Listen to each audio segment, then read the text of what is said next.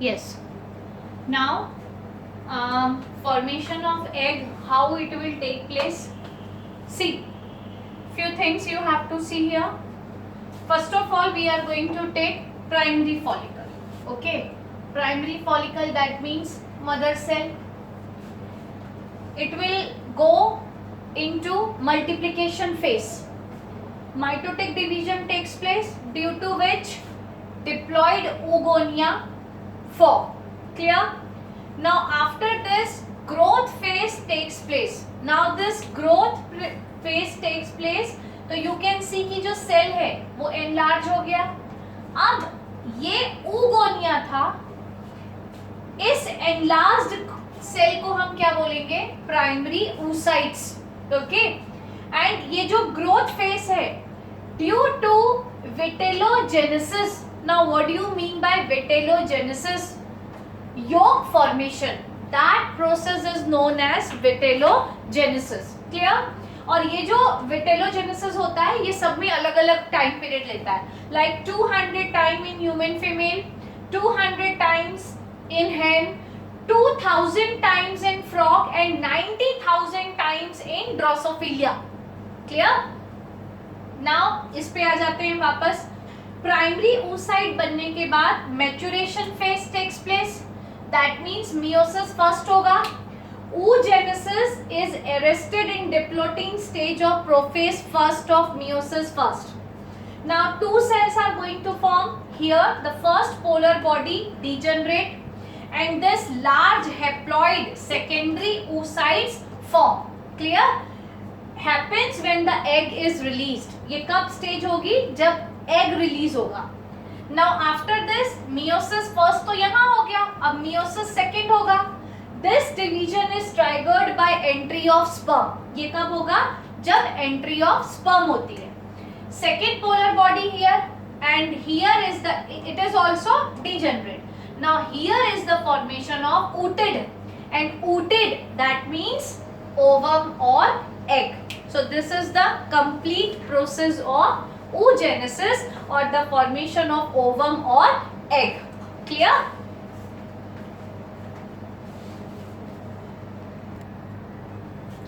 Now when we are going to see the structure of human egg or human ovum, so this is the structure. Once again I am going to tell you, this outermost layer, that is zona pellucida, and that is secreted by follicular cells. After this, inside the layer, that is plasma membrane, और इसी को हम बोलते हैं vitelline membrane. और इसे कौन secrete करेगा? It is secreted by cell itself. Okay, and inside this particular layer is the egg cortex, जिसे हम क्या बोलते हैं? Exoplasm. Inside this black one is ooplasm, जिसके अंदर न्यूक्लियस है, सारे ऑर्गेनेल्स हैं और बहुत कम क्वांटिटी पे योक है. This two pores, this one is the vegetal pore and this one is the animal pore. This one is the acentric nucleus, जिसको हम germinal vesicles भी बोलते हैं, और ये haploid cells होते हैं. Sorry, these are haploid cells.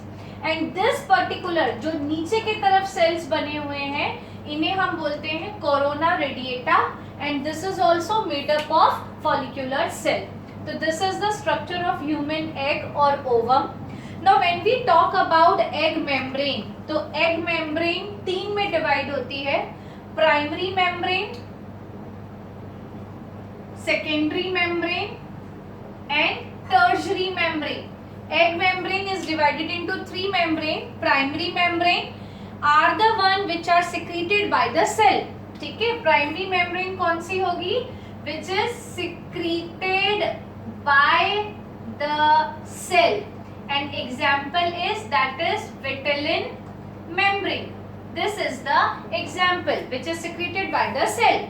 Secondary membrane secreted by follicular cells. Secreted by follicular cells. तो एग्जाम्पल कौन कौन सा आ जाएगा? Zona pellucida and second one is corona radiata. Okay, gland or oviduct. Secreted by glands or oviduct. और tertiary membrane का example क्या हो जाएगा? That is shell. So egg membrane 3 membrane से मिलकर बनती है. प्राइमरी मेम्ब्रेन जो सेल खुद सिक्रीट करता है, example vitelline membrane.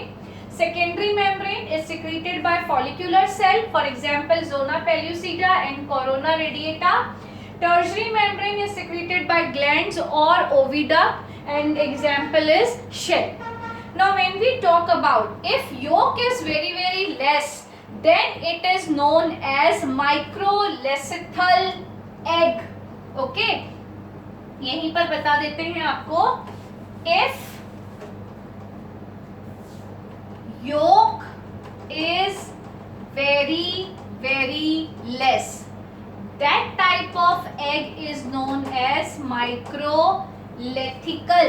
L-E-C-I-T-H-A-L. Microlithical egg. ठीक है. Lamp brush chromosome appear in lower vertebrate in which yolk synthesis is more. It will not happen in human. Human में नहीं होता है, लेकिन अगर अपन लैम्प ब्रश क्रोमोसोम की बात करते हैं तो वो जो लोअर वर्टिब्रेट्स में होते हैं उनमें पाए जाते हैं. लोअर वर्टिब्रेट्स में. और ये जो लोअर वर्टिब्रेट्स होते हैं इनमें जो yolk की क्वांटिटी होती है, yolk is quite more, which is not present in human. Clear? Now this is the structure of human. इसके बाद हमें जो next टाइप करना है that is the, इसे आज कंप्लीट कर लेते हैं. That is the types of eggs. Okay, types of eggs. अभी मैंने आप लोगों को बताया. The first one is microlacethal egg. Microlacethal eggs. अभी मैंने आप लोगों को बताया था. What do you mean by microlacethal eggs? Yolk is very less. Yolk is very less. And example of microlacethal is human egg. Clear? Types of egg. This is based on the amount of yolk. Based on the amount of yolk. तो पहला है microlacethal in which yolk is very less. Example is human egg. Second one is mesolacethal egg. Mesolacethal egg. Moderate amount of yolk is present. Okay, that is moderate, ना कम ना ज़्यादा. Moderate amount of yolk is present. Fine. Moderate amount of yolk is present. Example is frog. Example is frogs. Third, when we talk about that is macro or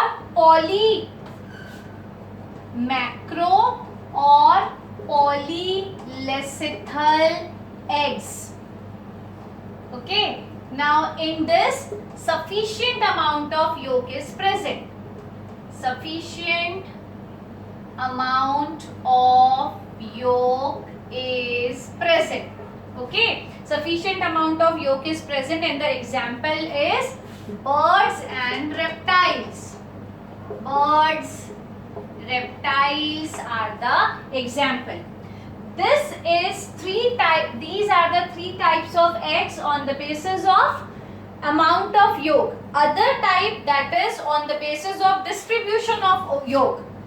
तो second देख लेते हैं. ये अपन ने first देख लिया. Based on the distribution of yolk. Okay. On that basis also three types are there. Homo or isolacethal.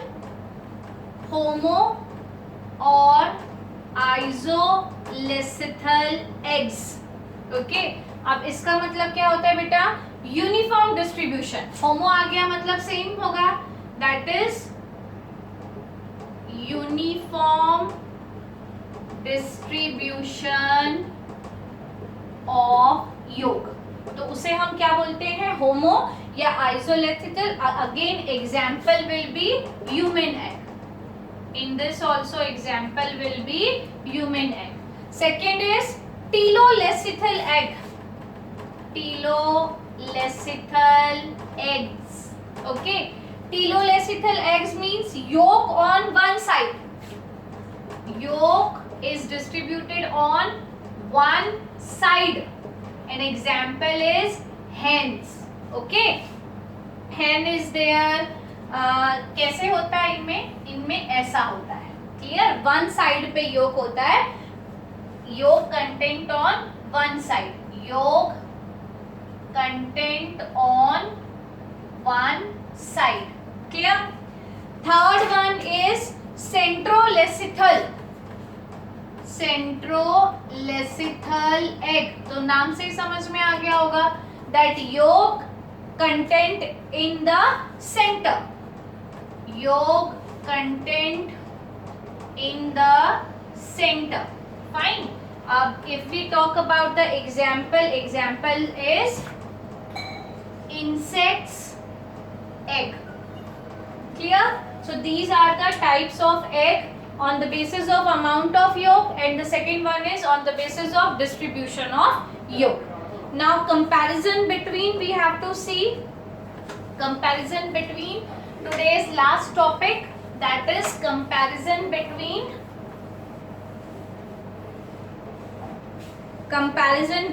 ovum and sperm.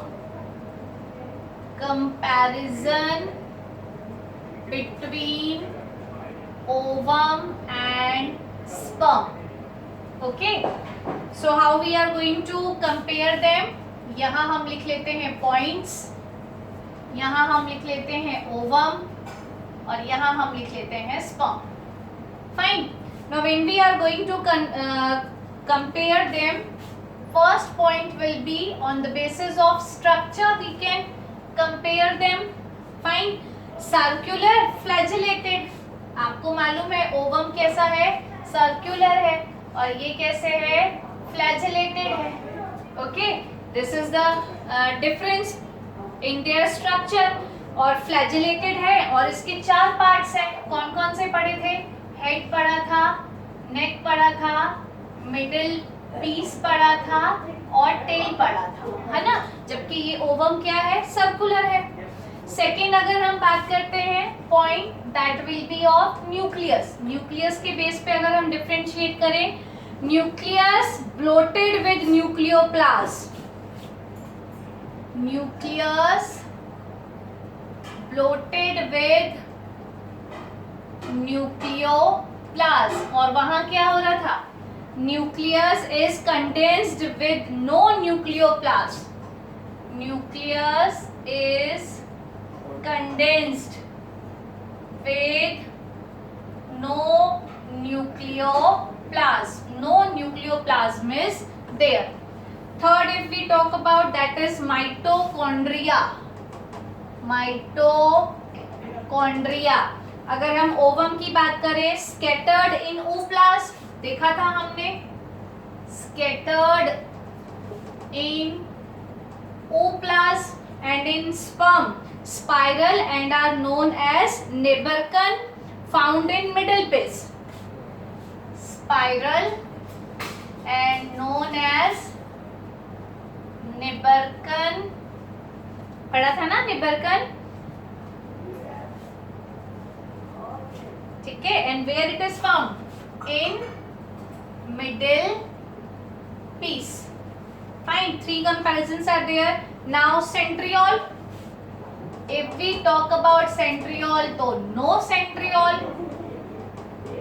Ovum में कोई सेंट्रियोल नहीं होता, उसके अंदर 2 होते हैं, प्रॉक्सिमल और डिस्टल.